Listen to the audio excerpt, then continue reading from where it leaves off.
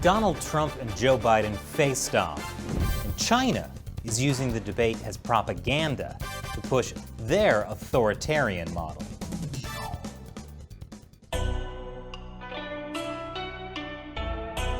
Welcome to China Uncensored. I'm Chris Chappell. 2020 has sure thrown a lot of disasters at us.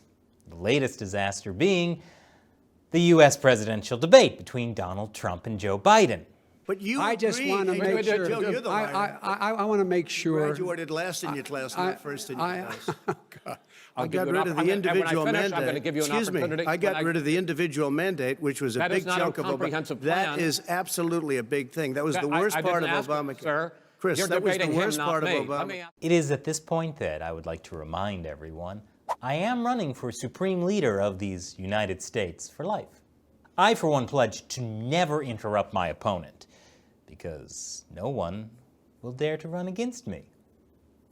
Anyway, do you know who was thrilled that this week's U.S. presidential debate was such a hot mess? Okay, yeah, but I'm actually talking about someone else. That's right. The Chinese Communist Party was thrilled because they can use the debate as a way to criticize democracy itself. China Daily's state-run media reporter, I use that term loosely, Chen Weihua, tweeted, in the first segment, they seemed incapable of observing the debate rules. Okay, yeah, that's fair criticism. And my favorite Chinese state-run media, the Global Times, wrote, the U.S. presidential debate is not an occasion for observers to learn what policies the candidates would make after they get elected, but an opportunity for the candidates to attack, accuse, and stigmatize each other. Okay, even a broken clock is right twice a day.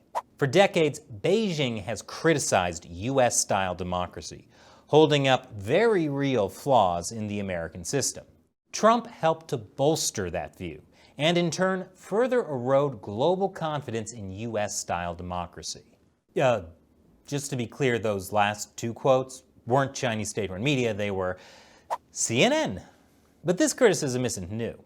For a long time, the Chinese Communist Party has been trying to portray democracy as chaotic and broken. In the 2016 presidential debate, doesn't that seem like a long time ago? State-run China Daily said the debate showed democracy was ill. And I don't think they meant ill in the Beastie Boys sense, for which you may need a license. Chinese state-run media meant that such chaos and disorder tells the world that the U.S. is sick, and U.S. democracy is dead. And that's how China is trying to spin this year's debate. Hu Xijin, the fantastic editor-in-chief of the Global Times, tweeted, such a chaos at the top of U.S. politics reflects division, anxiety of U.S. society, and the accelerating loss of advantages of the U.S. political system. So clearly the conclusion the Chinese Communist Party wants you and the world to come to is that U.S. democracy is chaotic and bad. And so really, that's why what's really superior is China's system of efficient one-party rule, or as the Communist Party calls it, and I'm not making this up, the People's Democratic Dictatorship. That's why, in the Trump-Biden debate chaos, China and other opponents of democracy are the big winners. Communist China doesn't have nasty presidential debates. They don't have any kind of debate. The Communist Party tells everyone what to think, and if you hold the politically incorrect views, there's always the growing number of internment camps that can help re-educate you. And if your heart's still in the wrong place, they'd be happy to remove it for you. So it's nice that all these Chinese state-run media people can go on Twitter, which is, by the way, banned in China, and complain about how chaotic and nasty American democracy is. But which is nastier? These debates, where people with opposing viewpoints get to make their case, even if they do it badly, or a system where the guy at the top purges all political opposition and leaves no room for debate at all? So while this may sound like chaos, Here's the Bernie deal. Sanders said the The manifesto. whole idea. Let him. There is no manifesto. it's music to my ears compared to what the Chinese Communist Party wants for the world. And now, it's fan Q&A time. At the end of most episodes, I answer a question from a fan who supports the show on the crowdfunding website Patreon. Today's question comes from Matthew Etzel. Chris & Co. I keep seeing worldwide reports on cases of COVID-19, and the PRC is always shockingly low on these charts, not even topping 100,000 confirmed cases. Why is it that everyone believes this flagrant lie, and is it even possible to get an accurate estimate? You know, that is a great question. The Chinese Communist Party, very obviously, has been lying about the coronavirus since day one. That's, why we have a global pandemic in the first place. And yet the idea that the US has more cases than China is repeated by media after media after media, because no one questions the numbers officially reported by the Communist Party.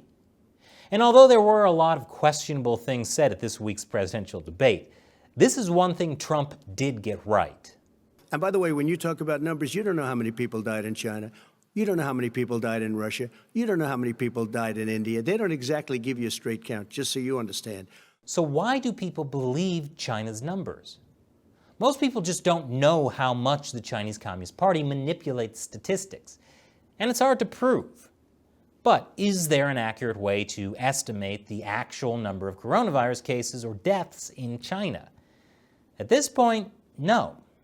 Some scientists have tried to estimate what the real count could be, but the problem is that if they use any publicly released data from China to do so, then their estimates are inaccurate too.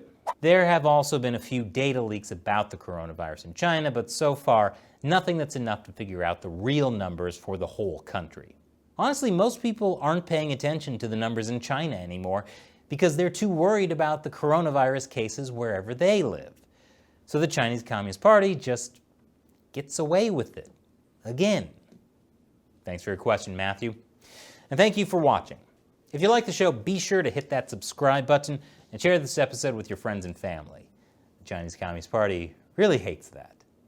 And if you want me to answer your question on the show, along with a bunch of other cool perks, join what I call the China Uncensored 50-cent army over at patreon.com/China Uncensored. Once again, I'm Chris Chappell. See you next time.